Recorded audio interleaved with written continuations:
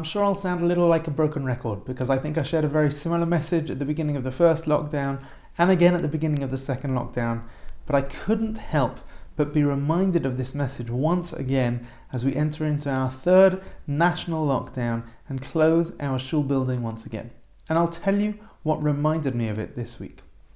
Yesterday we saw horrendous scenes in America as the US Capitol was stormed by rioters, and whatever the reason was, whatever they were protesting, whether legitimate or not, those scenes are scenes of violence and should be condemned in the strongest terms.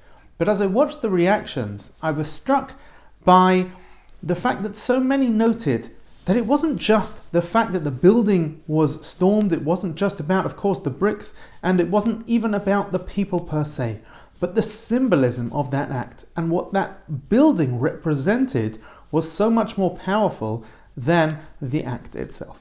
And again, it reminded me that the buildings we have, while special and while important to us, are simply reminders, are simply there as representations of our true values, of what is deep and meaningful to us all. And in fact, we see a very similar thing in this week's parsha, in Parshat Shemot. In Shemot, we are introduced to Moshe. Moshe, of course, is our foremost, in a sense, teacher of the entire Jewish people. Moshe Rabbeinu, as we refer to him. Moshe, our teacher. And Moshe, of course, is the one who takes us out of slavery. But before we get to that point, this week in Parshat Shemot, we read about the difficulties that the Jews had, the slavery that they were in at the time. And Moshe, at least for the beginning part, doesn't make any attempt to try and get them out of it, because how could he? Who is he to be able to do that? But then we come to a critical scene, and I'm sure it's one that we're familiar with. And that is, of course, that Moshe, walking along, comes across a burning bush. And he is struck by the fact that as this bush is burning, it is not being consumed. And of course, we know that he hears the voice of God emanating from within this bush, and God tells him to go and to save the Jewish people, to go and to give this message to Pharaoh, to let the Jewish people go. But where exactly did that scene take place?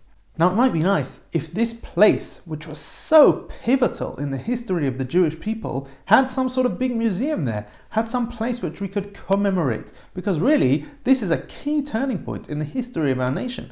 This is, in a sense, the moment in which potentially our nation began. Because this was the moment at which this enslaved nation really, that first seed of hope was planted into just one soul, into the soul of Moshe, and from there it grew and grew until ultimately, of course, we are here today, still, thank God, going strong.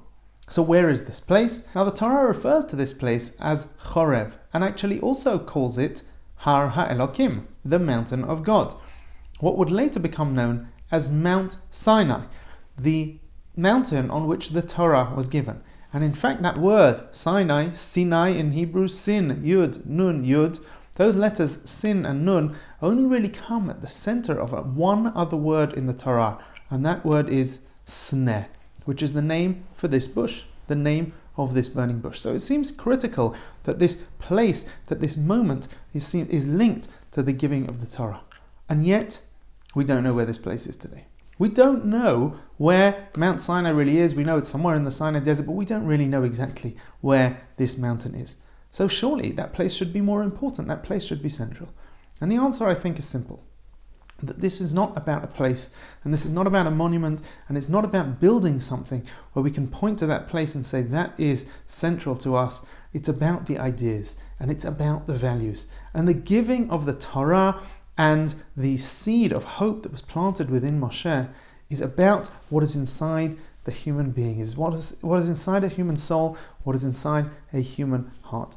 And we carry that with us even when we leave our building. The US Capitol, central as it is about the values of the American people. It's about what they hold dear, it's about that democracy. And that is why this assault was so difficult and so personal for the American people. And so I was reminded once again that while we've closed our shul building, it is the people, the hearts, the minds, and the souls that we carry with us that are so crucial, that are really what make our community. It is the values that we continue to pass on to the next generation, that we can continue to pass on to the next generation. It is the connection to the Torah, the connection to these values, to these lessons, and to these messages that are represented by the burning bush and by Sinai, by this mountain, which we don't know where it is. This lost location, because this location really is not a place in the world, but is a place within the human soul. And as we close our building, it is even more important that we remember this message, that we remember that our shul is not just a building. Our shul is something that resides within each of us. Our shul is something which we carry with us all together. And our shul is a set of values and ideas that we can implement in every tiny aspect of our lives. Shabbat Shalom.